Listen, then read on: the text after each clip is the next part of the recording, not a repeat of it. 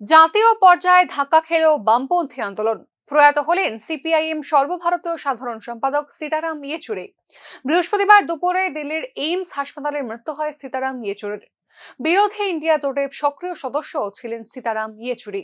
শেষ হলো জাতীয় পর্যায়ে বামপন্থী আন্দোলনের একটি অধ্যায়।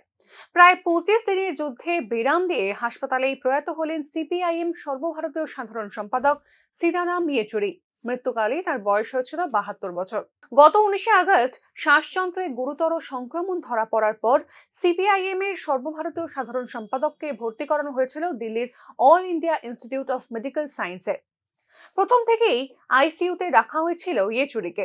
সোমবার অর্থাৎ 9 সেপ্টেম্বর রাতে অবনতি হয় শারীরিক অবস্থার। কৃত্রিম শ্বাসযন্ত্রের সাহায্য নিতে হয় চিকিৎসকদের। অবশেষে বৃহস্পতিবার দুপুরে শেষ নিঃশ্বাস ত্যাগ করেন পলিট ব্যুরোর প্রবীণ এই সদস্য।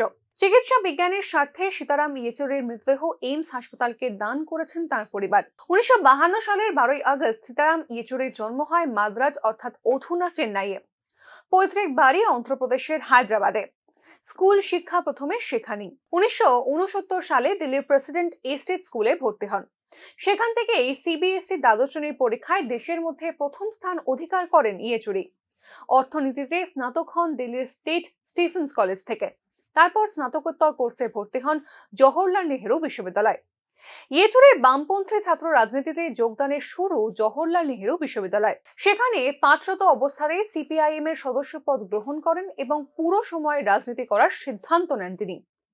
1978 সালে ভারতের ছাত্র ফেডারেশনের সর্বভারতীয় যুগ্ম সম্পাদক হন সীতারাম ইয়েচুরি।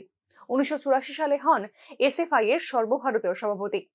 সিপিআইএম এর তৎকালীন অবিভক্ত অন্ধ্রপ্রদেশ রাজ্য কমিটিতে ছিলেন সীতারাম ইয়েচুরি।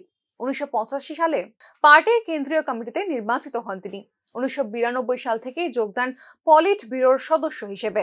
2015 সালে কোঝিকোড় পার্টি কংগ্রেসে তিনি নির্বাচিত হন সিপিআইএম এর সর্বভারতীয় সাধারণ সম্পাদক পদে।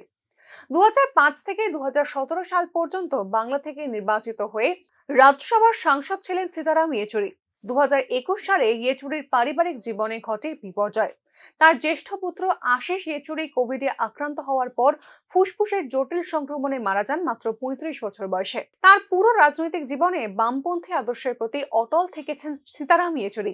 যদিও বিভিন্ন সময় ভারতের রাজনৈতিক ক্ষেত্র ও সমাজে নানা পরিবর্তন এসেছে, তবে দলের আদর্শ এবং অবস্থান থেকে কখনো সরে আসেননি তিনি।